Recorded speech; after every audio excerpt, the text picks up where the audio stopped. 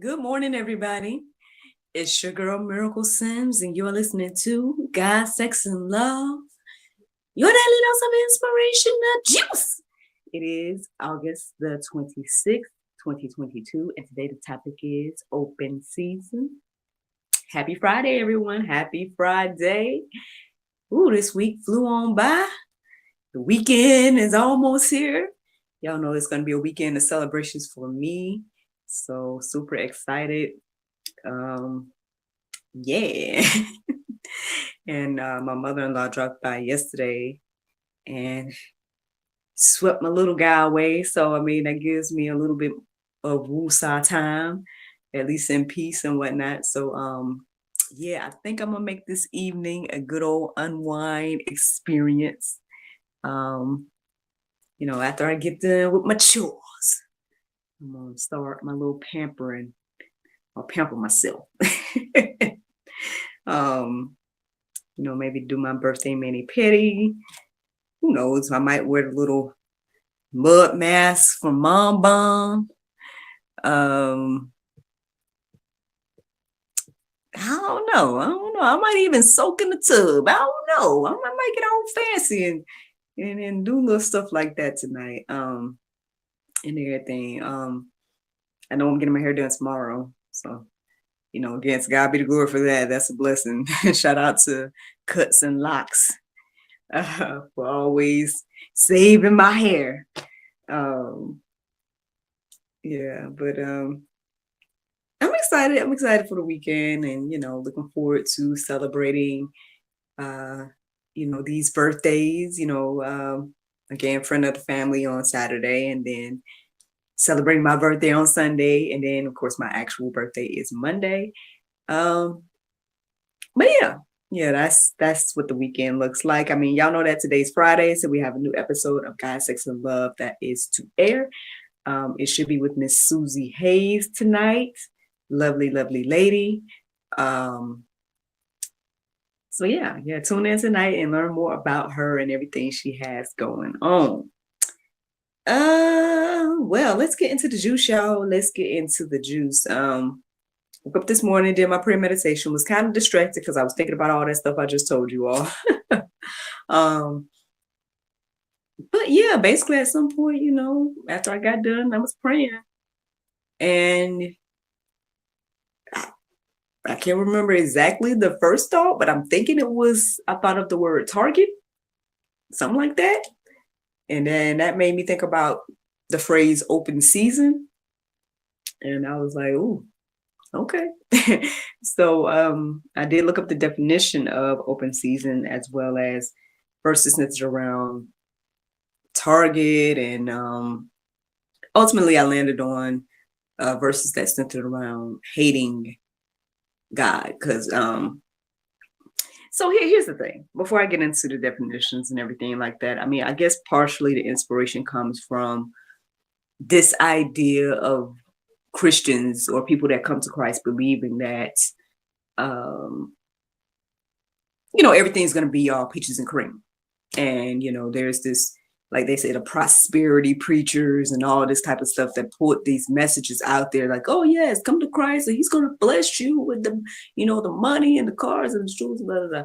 And, I've been seeing things lately centered around that. I've been seeing like, people doing posts like Jesus never taught that, X, Y, and Z. Again, I think I even, shared with you all a few days ago that, at the end of the day, if you look at the way Jesus ministered and whatnot, like he didn't have all of that.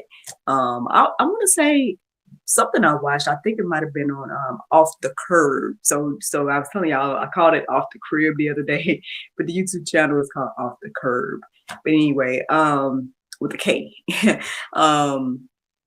Anyway, I think the gentleman had pointed out at one point, Jesus didn't even have a coin for his demonstration. He had to ask for a coin to do a demonstration or to, and whatnot in his preaching or sermon that he did or whatnot. So just very interesting to think about, the messages of the Bible versus the messages of today, or, the prophets of the Bible versus the quote unquote prophets of today.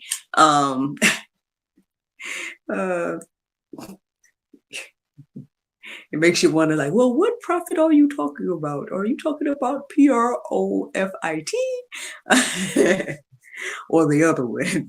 Now, and don't get me wrong, obviously, I know there is grace and mercy, right? There is, space to bless the prophets, you know what I'm saying? To, obviously the ministers, the Lord is providing for them, whether it's through us or through direct or however he do, um, and there is Bible for that.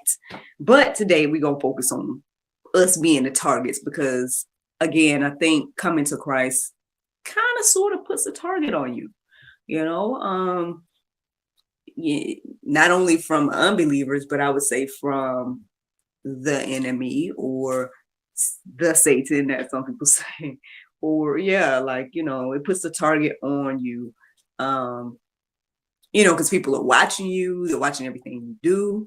But then also, I guess that's what made me wonder, because I know people are like, oh, well, people just, they're doing ministry or they're doing this whole Christian thing for money, X, Y, and Z. And I'm like, well, when you really, really think about it, like the Bible believe in Christians, like the people that really actually try to go and live their life Christ-like and do things Christ-like and talk about the Bible freely and all that different type of stuff.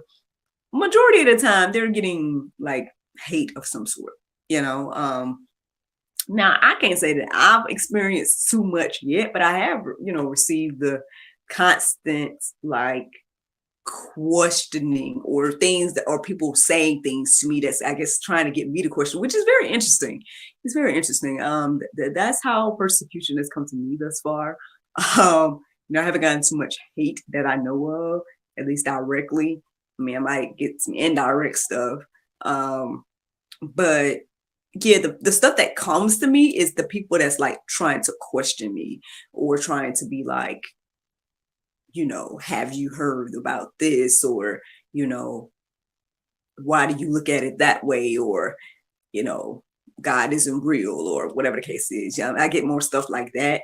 At least right now, who knows? Who knows? What's to come and whatnot. And maybe, I don't know, maybe the Lord's preparing me for a little bit more. I don't know. But I do definitely know that, like, coming to Christ, it puts targets on you. Like, you have a target on you, whether it's, again, the enemy or whether it's just people, critiquing every little thing you do.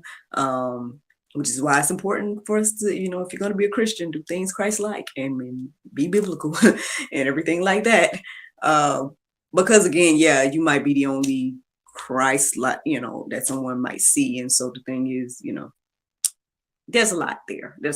But hey, so hopefully by hearing this today, you guys, if anybody is somebody that's new to the Christian faith or whatnot, at least you'll be aware that, hey, it's not all peaches and cream. Yeah, you will have peace in the midst of it, right? And you will have, and you have hope in spite of, right? But, you should kind of expect persecution and you should kind of expect like the hate, right? The hate. But let's get into it so y'all can see what I am. I'm not just talking and saying this. I mean, yeah, I'm sharing my own experience to a certain extent, but then anyway, let's get into what the Bible got to say.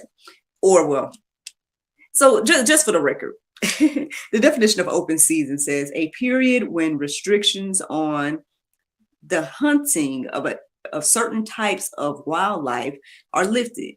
And then the second definition says a period when all restrictions on a particular activity or product have abandoned or ignored. So, are abandoned or ignored. So honestly, I mean, well, as I was looking up verses centered around, being a target and everything like that, I came across good old Job. And I think he's a great example of that, that definition, at least. Because he was upright, because he was righteous, because he was a good man, X, Y, and Z. the target was on him. Now, granted, when you read it, you can be like, oh, well, God put the target on him. Oh, that means that God is a bad, God, blah, blah, blah, blah, the God of the Bible. Again, I think I shared with you guys that even my husband kind of questioned that thing because he's like, I wouldn't want to be that person where, X, Y, and Z. But I mean, I think it's a learning lesson, right? I think it's something that is, was done at that time to Job in particular because of who Job was and whatnot, to teach us something, right? Like, because how many people were encouraged by the story of Job, if this man can go through all those terrible things and still not point the finger at God and curse God and all the different stuff that he was tempted to do, because you would say like even his wife, his friends, everybody was trying to coerce him into doing the thing that Satan, said that he would do. And he still did not do that in spite of all the things he went through, personal attacks as well as attacks on his family, on his livelihood, everything. So, why can't we, right, with the persecution and things that we go through, have that same mindset? And so, obviously there's a lot that his account can't teach us today. I mean, and, and I'm sure people are going through their own Job experiences to a certain extent. Like, I mean, it might not be to the level that Job went, but, people go through things. And so that is a great example to, hey, stay faithful regardless, and you will be rewarded as Job was. So, yeah. I mean, again, for that certain time, I mean, who are we again to question God on why he do things and whatnot, but I mean, I don't think there's anything necessarily wrong with asking the questions. I mean, obviously God will give you the wisdom. There's plenty of information in that whole account. Like I didn't even get through, like I read, I think one chapter of it, but I was like, I can't even, like, to really, really engulf yourself in that study. You really got to check out Job and just check out like the whole thing, because it's interesting. It's interesting, like the things his friends said, the things he said, the things God said to him, like all that is very, very interesting. So yeah, you can be an upright person and whatnot, and just expect the target, expect to, have things coming your way. So let's get into this. Here, let's get some Bible now, because I done shared all kinds of stuff. So let's get some more Bible. 1 John 3:13. It says, "Do not be surprised, brothers, that the world hates you." There you go. That's the first warning right there. Don't be surprised. Honestly, I've heard several ministers say that, hey, if you're not getting hate, then you're probably not, in the will of God, or doing things or biblically, or whatever the case is. Because, true Bible believing people sharing God's word as he is and everything like that, you're going to get something to some extent. John 15:18. If the world hates you, you know that it has hated me first. Excuse me. If the world hates you, know that it has hated me before it hated you. So again, we serve Christ, right? And so we see what happens to Christ. He was definitely hated while he was here, hated by those that had studied the word, and mainly the Pharisees, and like the Pharisees and Sadducees, like the people that supposedly knew the scriptures in and out and should have recognized Christ when he came, but they didn't, and they were the main ones. So yeah, I mean, hey, you might even get that inside persecution, not even just the world pointing their fingers at you, but yeah, like perhaps even, within the quote unquote believers. But yeah, something to think about there. But here's some encouragement. Because, those past couple of verses let us know that you're going to get hated. So here's something to hopefully encourage us today. Luke 6:22. It says, "Blessed are you when people hate you, and when they exclude you and revile you and spur your name as evil on account of the Son of Man." So there you go. Again, like I know... I know I've shared this before, but basically, yeah, times when I'm going through stuff like that, yeah, I think because I've, been studying and engulfing my mind in these things, I just try to remind myself when I'm going through that, hey, man, I'm in good company. At the end of the day, this happened to Jesus, this happened to his disciples, this happened to, and it happened worse, honestly, when you think of the biblical figures. Like, let's just be real about that. Like, getting people questioning you and pointing the finger at you or whatever the case is not nowhere near what the people of the Bible experienced in regards to like the evil ways that they were killed and stuff like that. So let's like not even compare. But at least it helps me, right, in my down moments to remember that, okay, this is expected. This is going to happen. The Bible tells us that this is going to happen. I already know that this is going to happen. So yeah, like I just got to keep going and doing what the Lord told me to do, regardless of what happens. So yeah. Just trying to share some things in real time that coincides with what this verse is saying here. But let's keep going. John 7:7. The world cannot hate you, but it hates me because I testify about it that its works are evil. Now, on one hand, like somebody would probably look at those different verses like, oh, that contradicts itself. It says that the world, will hate you, and then it says it can't hate you. But I mean, I guess for me, when you think deeper and you think about the context of everything that it's saying and whatnot, I totally understand what Jesus is saying here. You have to acknowledge that at the end of the day, it's not you that the world hates. It's the word. It's Jesus. It's everything he represents. Because if Jesus, like people say all the time, oh, if Jesus existed, if da da da da. So let's just say that for a moment. Like if he existed, right, and if he was this upright man that did nothing wrong, and and died for our sins and all the things that the Bible says, then that means that I'm not worthy. I fall short. I mean, it says all sin, so that means everybody outside of him is a sinner. And we don't like that. We don't like that word. We don't like to believe that. But and so yeah, I mean, if there was Jesus, then that means like everything else is evil, And again, that's something that might be Pope. We might not like that. And so that's what people hate, I feel like, at the end of the day. I think that was another thing that came to me as I've been doing this. I'm like, again, I don't think it's necessarily even the people that has a problem with like the street preacher or whatever case. And maybe people do, but I think it's more so people have an issue with the word and what the word says versus like the actual people. And so I think, again, this verse right here just kind of puts things into perspective. So yeah, again, when you're going through it, right, when you're receiving the persecution, when you're receiving the hate, whatever the case is, we can remember that, hey, you know what? It ain't even me. It ain't even me you mad at. You mad at the word. And then hopefully that brings you some type of peace and joy and something to help you keep going.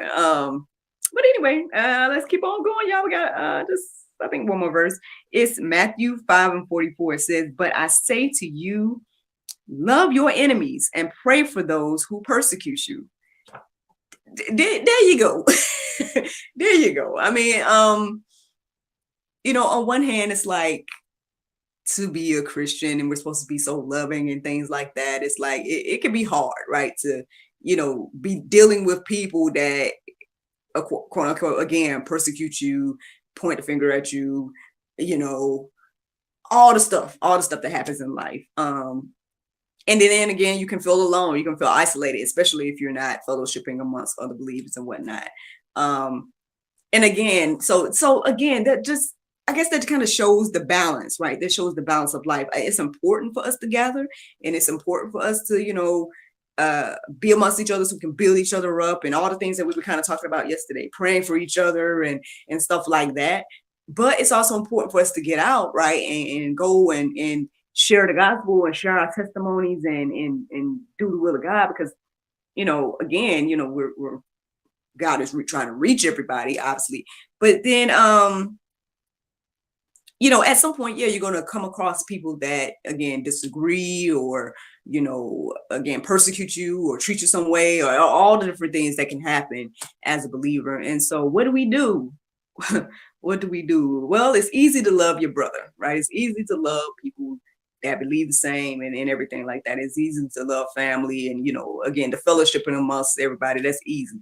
It gets a little harder to love people that are, again, persecuting you or hurting you in some way or whatever case is. But this is what the Bible is asking us to do. To love our enemies and pray for those that persecute us. So, yeah, I mean, maybe, as a believer, just be prepared. I think, again, as we get into the word and understand and study and whatnot, what it's saying, then you will be prepared to face these, attacks or things with a smile. You can face it with grace, face it with mercy for the people, understanding that at the end of the day, hey, the same grace and mercy that you needed, they need, and give that to people, and whatnot. It might not be the easiest thing to do, obviously. Again, we all go through different things in life, and and it can be hard because you're like, Lord, why I gotta be the good one? Why I gotta be out here? Look at what this person is doing to me. I mean, plenty of people in the Bible have had those conversations with the Lord. And so, I mean, obviously it's a human thing to do to have that. And your feelings are valid. I mean, not throwing away that, but what are you going to do with what the word says?